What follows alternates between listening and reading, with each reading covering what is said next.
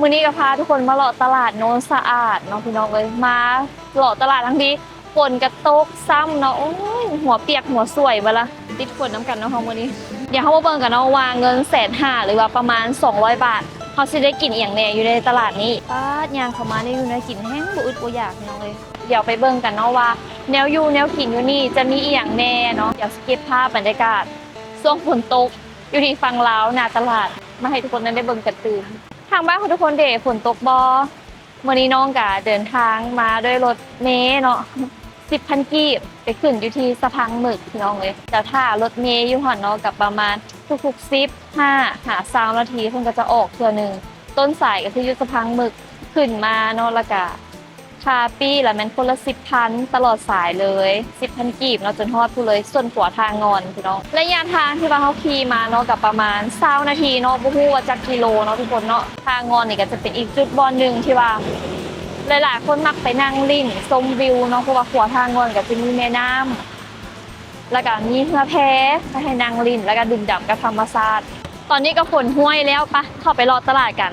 เดี๋ยวเขามาเบิ่งกันเนาะว่าเงิน150,000หรือว่าประมาณ200 บาทเขาสิได้กินอีหยังแหน่อยู่ในตลาดนี้ปะเดี๋ยวเขามาประเดิมด้วยไก่ทอดหัดใหญ่สบายดี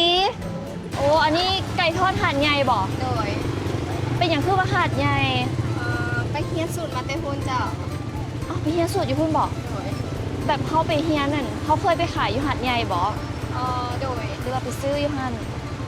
ไปบ่ได้ไปหาดใหญ่แต่ว่าไปแถวอ่างทองเราจะไปขายทีแรกจะไปเฮ็ดลูกน้องจ้ะเจ้าจ้างไปขายโดยแล้วก็เลยได้สูตรนี้มาหากินบ้านเขาตื่มเนาะโดยขายจังไรนี่น่ะขายขาละ18ค่ะจ้ะอันนี้บ่โดยอันไก่ทอดหาดใหญ่เขาก็ยังบ่เคยกินมันต่างจากอันไก่ทอดบ้านเขาจังไหนมันจะมีหลายสูตรเพราะว่าสูตรนี้เขาเอิ้นว่าหาดใหญ่มันจะแบบคนหาดใหญ่เขาเจ้ามากินแล้วเจ้าเฮ็ดแล้วก็เจ้าก็เฮ็ดมาขายแบบทั้งทั่วประเทศนั่นแหละแต่ว่าเขาไปเทียนมาแล้วมันจะแบบบ่มีแป้งบ่ใส่แป้งหลายเอาขาหนึ่งอันนี้18,000บ่โดยแล้วอันนี้เด๋นั่นจะขาย38อ๋อตัวนี้38เป็นขาโต้ใหญ่อันนี้ก็18โดยเอาอันนี้ขาหนึ่งเอาพร้อมกินเลยเด้ออันนี้เขาต้องกินกับแจ่วบ่หรือเขากินละลาจังแซ่บกินละลาก็แซ่บแล้วเอาเป็นละลาก็ได้เพราะว่าสูตรหาดใหญ่มันจะแซ่บแล้วแต่ว่าจะแถมซอสอันนี้ให้เพราะเด็กน้อยเขาเจ้ามักบ้านเขาส่วนหลายเด็กน้อยซื้อแล้วเขาเจ้าจะกินแต่ซอสอันนี้เลยซื้อซอสอันนี้ให้ขายยูนิตโดดแล้วบ่ประมาณ5-6 ปีแล้วโอ้โดดแล้วได้เนาะคืออันนี้นี่แม่นั่นขายมื้อนึงตั้งแต่จักโมงหาจักโมงประมาณ3 โมงหา7 โมงครึ่ง3 โมงหา7 โมงครึ่งตลาดนี้เพิ่นเปิดทุกมื้อบ่โดยเขาจะเปิดทุกมื้อจ้ะเปิดได้ซิมของซื้อของขายแถมขาไก่ละเด้ขอบใจหลายเด้อขอบใจหลายๆได้มาแล้วขาไก่หาดใหญ่ขา18,000เนาะเป็นสูตรของหาดใหญ่มันบอกว่าโอ้ขายใหญ่เลย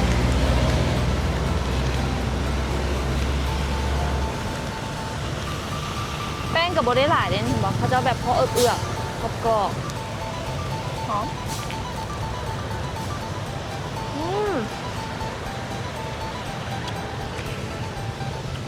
อร่อยมาใจที่มาวันนุ่มเลยขอบใจซึ่งกันแซ่บเด้อ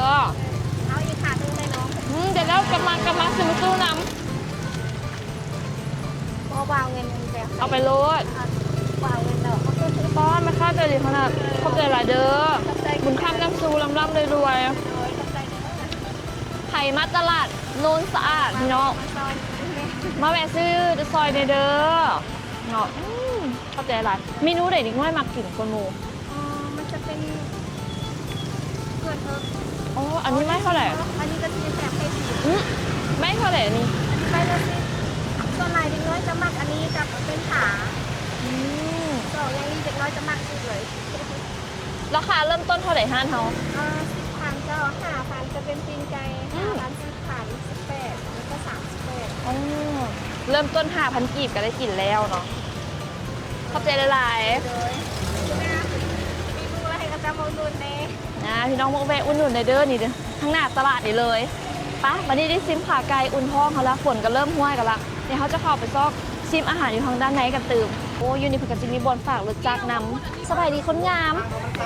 ขอถามแน่ค่าฝากรถจักรเท่าไหร่ 3,000 เท่าไหร่นะ 3,000 3,000โอ้เขินยังปะใครอยากมาฝากรถกับเจ้าของคอกรถงามๆมาได้เลยพี่น้องเลยไข่ปิ้งไข่จังไดไข่ปิ้งไม้12,000ทุกคน แล้วอันนี้เดี๋ยวขายจังไหน มันมีหลายราคาด้วยค่ะมันจะเจอเสือ คืออันนี้เดี๋ยวเท่าไหร่ อันนี้6,000 อันนี้6,000อันนี้เดี๋ยว 6,000คือกัน โอ้อันนี้ขายไม้6,000เนาะประมาณ9 บาท10 บาท แล้วเบิ่งน้ำเจลเพิ่นพี่น้องเจลลูกซี่นี่จะต่างแต่มันจะเป็นฟิลคือแบบเจลล้าวอะนะพี่น้องเอ้ยนี่เขาเบิ่งเลยเหนียวดีเนาะเอื้อนของน้องเป็นเท่าเด้อได้ ไข่12อันนี้ก็12 24,000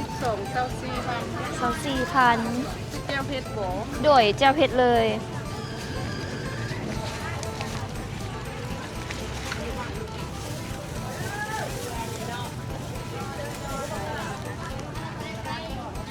นี่ทุกคนเจลแบบนี้โบได้กินโดนแล้ว มันเป็นเจลอ่ะเหนียวๆแบบสินะเราใส่บักขามแล้วก็ใส่เครื่องหลายๆน้ำจิ้มอร่อยมากมีหัวสุคายมีบักเพชรมีหอมบัว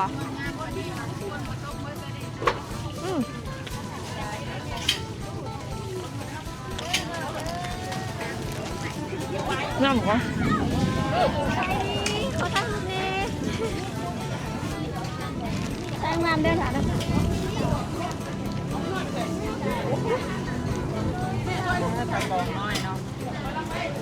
ใจเด้อ โอ้ยเอาแม่พ่อแม่พี่น้อง ไทยบ้านนี่บอกอุ๊ย เอาแม่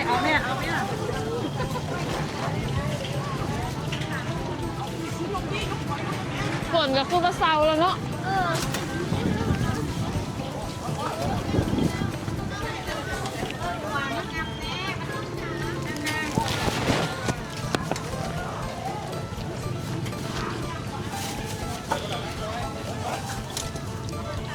ข่อยหุ้มไข่เลยเด้อ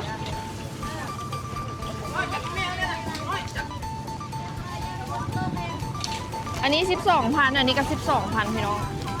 ไปได้แนวกินอึ๊บเดี๋ยวเราไปรอทางนั้นตื่มเนาะโอ้ยแนวกินยังเหลืออีกหลายอยู่ฝนก็คือว่าเซาแล้วเนาะโอ้ยพายุก็ยังมาเลยอยู่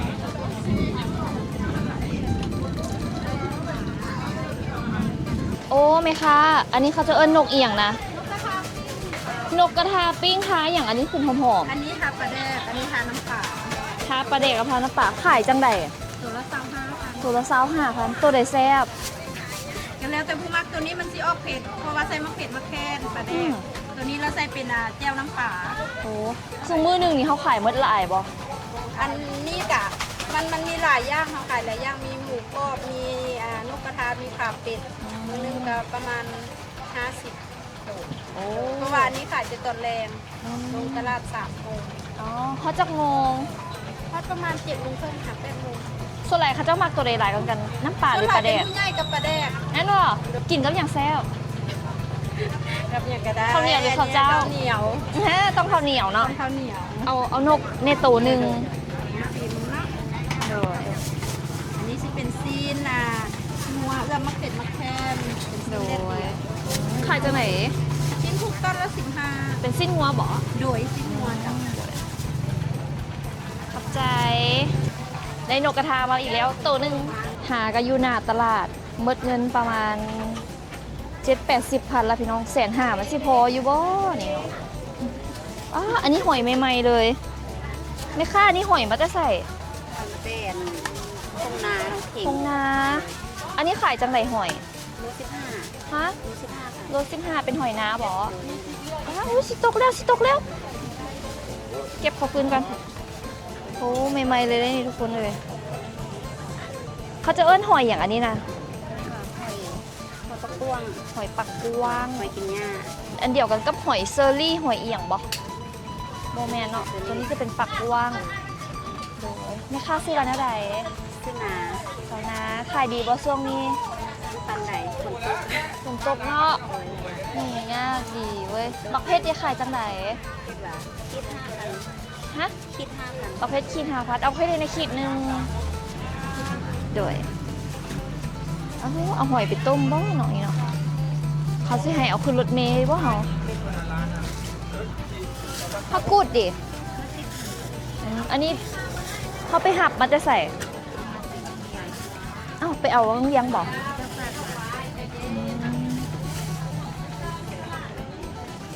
ผักกูดขายจังไหนมา10,000เมนูได้แซ่บผักกูดซุป เลือกโดยเลือกไข่แนมัดหนึ่งโอ้ยแม่ค้าเลือกให้เลยจ้ะ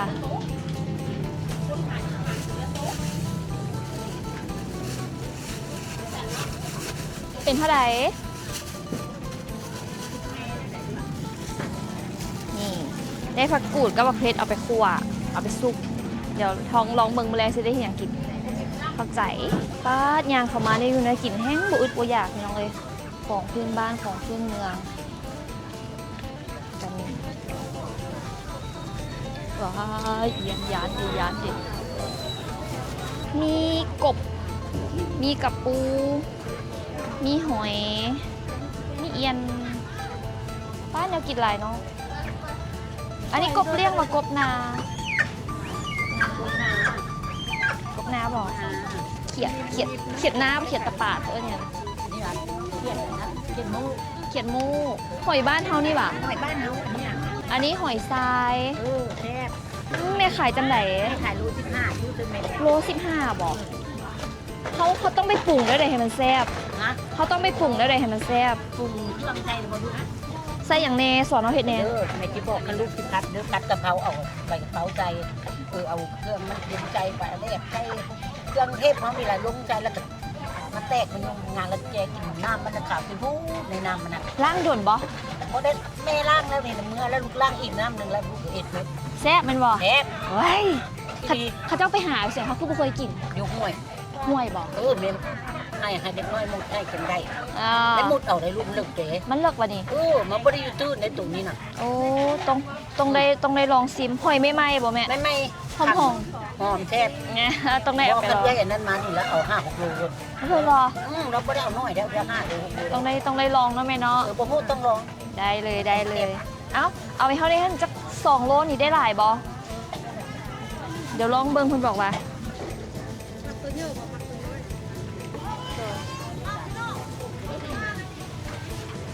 โอ้ฝนมาอีกแล้วเมื่อกี้มีหากับห้วยจักโลก็ยาย 3 โล 3 โลเท่าใด3 โล 15 45โอ้ยเงินพออยู่บ่เราเบิ่งดูดิยายจัดหอยทรายไปอีก 45,000ตัวนี้เหลือเงินประมาณ10 ปลายพันสิพออยู่บ่เข้าตลาดอีกสิพออยู่บ่มันแมงอหย่างอันนี้แมงจี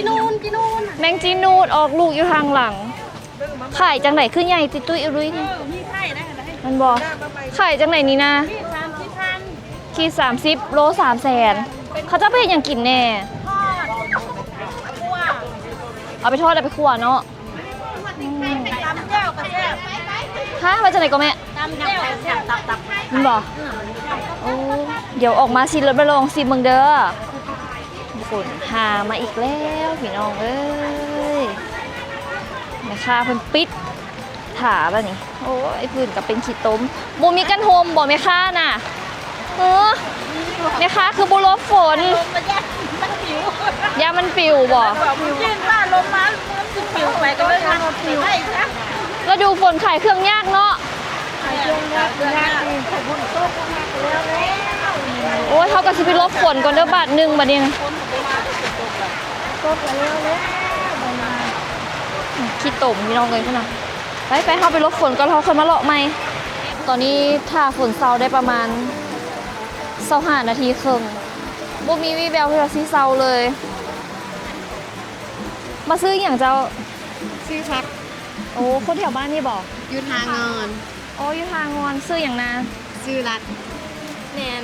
น้องแนนเป็นเอ้ยน้องกันบอก โดยแม่ ไอ้ฮักน้องฮักได้อหย่างกินเนน้องแนนโอ้เมนูที่มักคือเมนู เสสวน เศษส่วนนี้ต้องใส่เอียงในไม่จังแซ่บใส่บังดูซื้ออย่างไปใส่แน่ ใส่ตีนใส่ปีกใส่ลูกซีน อ๋อกินกันจะคนมือนี้ 2 2 คนนี่บอก แม่น ป้าซื้อมันหลายแท้ น้ำกัน2ชิ้น เอามันบอก เลย มันงบเท่าไหร่มาตลาดมือนี้ แสนปลาย แสนปลายครบบอเนี่ยแนวที่เขาอยากกิน ครบ นี่ก็ถือว่าโอเคแน่เนาะเขาไปกินอยู่ห้างกันอาจจะกายเห็นบอ แม่น แล้ววันพอถามเนี่ยเศรษฐกิจช่วงนี้คิดว่าเงินเดือนประมาณเท่าไหร่จังสิพอ 3 ล้านกันยังบ่คุ้มแล้วค่าห้องกับเบิด3 ล้านกับใส่ค่าห้องกับเดือนหนึง500,000ค่าน้ำค่าไฟกับ600,000ไป แล้วน้องเด๋ เขาอยู่บ้านมาดินน้ำเราเสร็จ ค่าใช้จ่ายส่วนตัวเขาดีว่าประมาณเท่าไหร่ดีจังสิพอ เขาบ่ค่อยได้ใจอหย่างไร ไปโรงเรียนมื้อเท่าไหร่ เขาเรียนจบแล้ว เข้ามหาลัยบ่ บ่ได้เรียนต่อ เฮ็ดอีหยังซะนะ เฮ็ดเวียก เฮ็ดเรียกหยัง กำลังไปสัมภาษณ์ฝึกเวียกเกี่ยวกับอย่างไร โฆษ เป็น ณา เซลล์โฆษณาสินค้าทางบริษัท บ่ไปน้ำกันบ่สำหรับเขาแล้วคิดว่าเงินเดือนต้องประมาณเท่าไหร่จังสิพอ 6 ล้านขึ้นไป โอ้6 ล้านเพราะว่าได้ยินเอื้อนเพิ่นว่า3ล้านมันบ่พอเขาขอ6เลย บ่พอ เลยโอ้ยไก่บ่จากนี้ไปบ้าน จากบ่ไก่ เอาเลย ทางวนอยู่ไกล จังไหนกับห้องแล้วนี่เนาะ แม่น โดยเดี๋ยวทางฝนน้ำกันแล้วเฮาน่ะ อยู่ในตลาดนี้มักเมนูใด ๆบ่ได้ซื้อมา ปกติเฮ็ดกินเองบ่หรือว่าซื้อเอา โดยเฮ็ดกินเอง ซื้อของกินแล้วบ่ถูกปาก อ่าสิได้ไปกินจุ่มน้ำสะบอมื้อแรงนี่ ขอบใจเด้อติดฝนน้ำกันเนาะเฮามื้อนี้ ไม่จิบเลยนะ แม่น คนย่อให้เป็นตาหักกว่าอืม เห็นแล้วเห็นแต่ในเพจนะติดตาม เดี๋ยวขอบใจเด้อบายเดี๋ยวมื้อนี้สิพามาซื้อแนวกินเนาะพี่น้องเนาะของกินซุปก็คือกับข้าวเนาะพี่น้องเดี๋ยวมาเบิ่งว่ามื้อนี้เขาสิได้อีหยังไปกิน อันนี้ก็เป็นเมนูอาหารลาวๆที่ว่าเพิ่นขายอยู่ตลาดโนนสะอาดเนาะพี่น้องเนาะนี่ห้านนี้คนหุ่มขนาดเลยเมื่อกี้นี่นะมาจอบก่อนเด้อโอ้ย เป็นอาหารซ้ำเหนือเด้อ อีเบซื้อหยัง ซื้อว่าซื้อโห แม่โพ โดยเกิดอยู่เมืองเอสเขตหัวพันมันเกิดเมืองนนท์อยู่เมืองเอสหัวพัน คิดฮอดบ้านอยู่บ่ คิดฮอดบ้านบัดเกิดเมืองนนท์คิดฮอดบ้านคิดฮอดพี่พ่อแม่พี่น้องเอ๋ยน้องกับน้องหลานคิดฮอดทุกคนคิดฮอดทุกมื้อ อ่าได้ไปยามอยู่หว่า ไปปีเดียวแต่ไม่ตายเสียคิดฮอดถ้าตัวเฮาอยู่ใกล้ก็คิดฮอดบัดเกิดเมืองนนท์จะฝักใจทุกเวลาทุกนาทีจะคิดถึงทุกที่เลย เนาะ เรียกว่าเป็นบ้านเกิด อืม โดย เอาฝากความคิดฮอดที่ยังไง คิ พี่ ด น้อง โพเดอร์คนเขตหัวพันเมืองเอสบ้านเกิดเมืองนอนเจ้าผังเจอเฮาถึงว่าเฮาจะตัวอยู่ไกลกับใจคิดฮอด โดย คิดฮอดบ้านเกิดเมืองนอนคิดฮอดพ่อแม่พี่น้องคิดฮอดลูกหลานทุกคน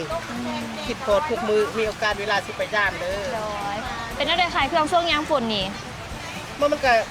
ก็พอได้ขายอยู่ อันนี้เป็นอาหารอีหยังแล้วนะ เป็นอาหารสำเหนือมันจะเป็นโอหลาง โดย ตัวนี้จะเป็นอ้อมบอนไส้หนัง โดย อันนี้ยำมะเขือ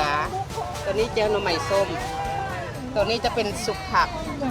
และยักษ์คะแนบยังมกคะแนบบนทะเลโอ้คนตก โอ้ยอยาก เ กิน แต่ แล้ว เพื่อน แม่ ๆเป็น ค้า อาหารเสมอบานเฮาเด้อ แม่ค้าเป็นคนสำเหนือบ่ โดยอยู่ ไม่ เมืองแอดหัวพัน โอ้มาอยู่พี่ดนแล้วบ่ มาปี 2019 โอ้กระโดดเติบเลยเนาะขายแต่ละมื้อนี่เมนูสร้างกันบ่ โดยจะขายในทุกมื้อ นี่ ยำพุทธลากับเฮ็ดข้าวต้มอีหยังเติมอะไร อืม ก็มีมกไข่ มีแหนบซีนมกไข่มกปลามกกบมกเกียนเฮ็ดทุกอย่างอะไร น้ำลายไหลเลย ฝนตกซีมได้เด้ออาหาร โอ้ยให้ซีมพร้อมกับข้าวนี่ เมนูหนึงนี่ ประมาณจักพัน สาว เริ่มต้น ย่าง 20,000 เริ่มต้นสาวพัน โดยเอา อันนี้เป็นมงเนี่ยอันนี้เขาเอิ้ อั น น หยั นั้ ง นจะเป็นโอหลาม อ๋อหลาม ใส่ ซีน มา เนี่ย เพ็ดมาแคนเป็นงัว อ๋อหลาม แล้วก็เป็นโอหลามสีแห้งแล้วตัวนี้เป็นออมบอนใส่หนัง อืม โดย เอาอันนี้ จะเป็อาหารซ้ำเนื้อโดย หนึ่งอันนี้หนึ่งโดยอันนี้เป็นอย่างอันนี้ ยำมะเขือยำใส่หนังใส่ผักนอกกินเลยลองซีบมองดูรสชาติมัน ตอนนี้ เป็น ซิมได้ โย บ่ คนเสนอมากินไหน บ่มันมีอย่างไรมันคือมีหลายอย่างแท้ เอามีมะเขือผักนอก แล้วก็มีหนัง อืม บ่ซีมบอกเลยหนึ่งรสชาติ นี่แม่ค้าเพิ่นให้ซิมทำบักไงเลยคนอย่างเงี้ยอุ้ย กัดเลยได้บ่ ซีมโรด อืมหอมดีเนาะ โดยมันก็หอม แล้วรสชาติดีด้วยอ๋อนี่น้ โดยนี่จะเป็นองค์กร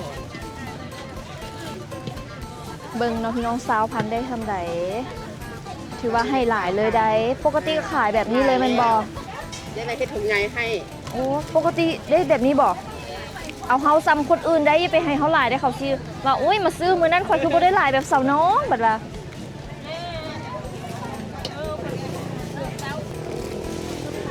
สลายประมาณจักโมงเมื่อละหมด ประมาณ7 โมงครึ่งนี่ 7 โมงครึ่งก็ตลาดกะวายแล้วเนาะเบิ่งสกิลการมัดของแม่ค้าเพิ่น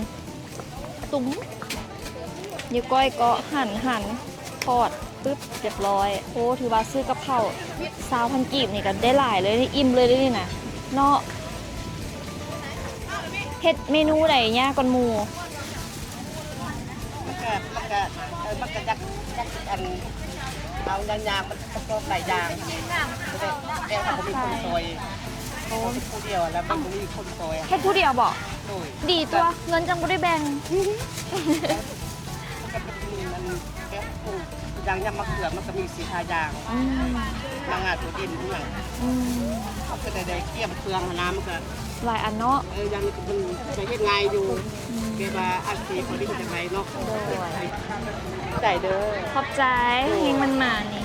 ถ้านี่มันไป80,000ได้กับข้าวไปกินฮอดมื้ออื่นเลย โอ้สาลีป้างามเลยอันนี้เขาเอิ้นสาลีหรือสาลอย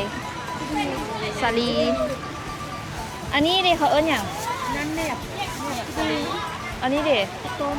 อันนั้นพวกพัน ต้มหมูอ่ะต้มหยัง ต้มหมู อันนี้เท่าไหร่อันนี้ นั่นอัน5,000 อัน5,000เอา2อันปลาตองบอกเขาเอิ้นอันนี้ ปลาตอ ใหญ่มากขายจังไรอันนี้ โอ้เป็นโล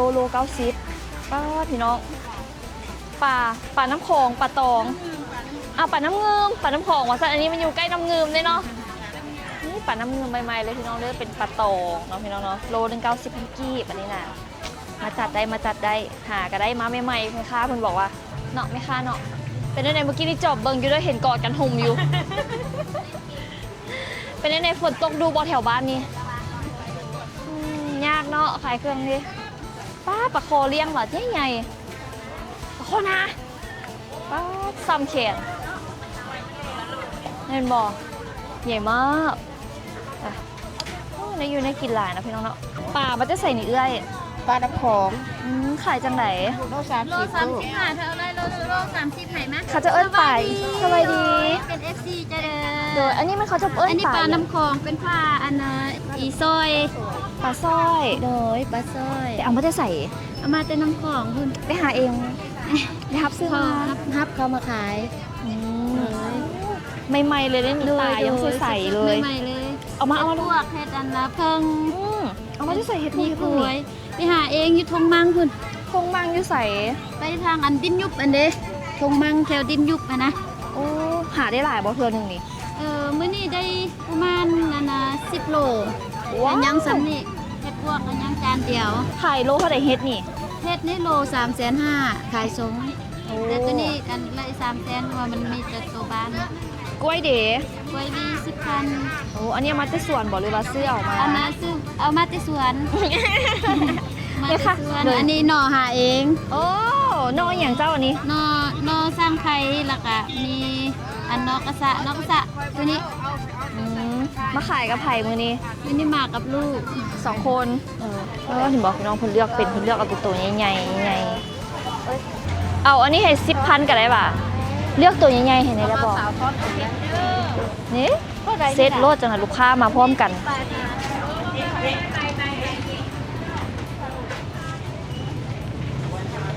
ได้และหวา10,000ขอบใจเด้อหมดไวๆเด้อ ขอบใจวันนี้ฝนตกบ่ได้ขายปกติมันมืดแล้ววันนี้บ่ได้ขาย กินบ่เป็นนะของแพงนะ ค่าเงินทอนอยู่พี่น้องเอ้ยเอ้าเด้อขอบใจเด้อป้าดมื้อนี้ตั้งใจตั้งงบไว้ประมาณ150,000พี่น้องก่อนหน้านี้ก็หมดอีก250,000แล้วก็จกมาอีก60,000กับประมาณ310,000 แล้วก็ซื้อป่าอันนี้น่าจะเป็นเงินเก่าประมาณ310,000เนาะบวกค่าเดินทางไปกลับกับประมาณ330,000พี่น้องว้าได้ในอยู่แนวกินหลายเลยนี่เดี๋ยวสิไปเฮ็ดสู่กินอยู่บ้านเด้อพี่น้องเด้อได้ปลา2อย่างได้หอยได้แนวกินซุปได้ไข่โอ้ยังอยู่ได้กินหลายเนาะพี่น้องเนาะมื่อนี้ก็สิได้ขอตัวไปก่อนเด้อพี่น้องเด้อไผ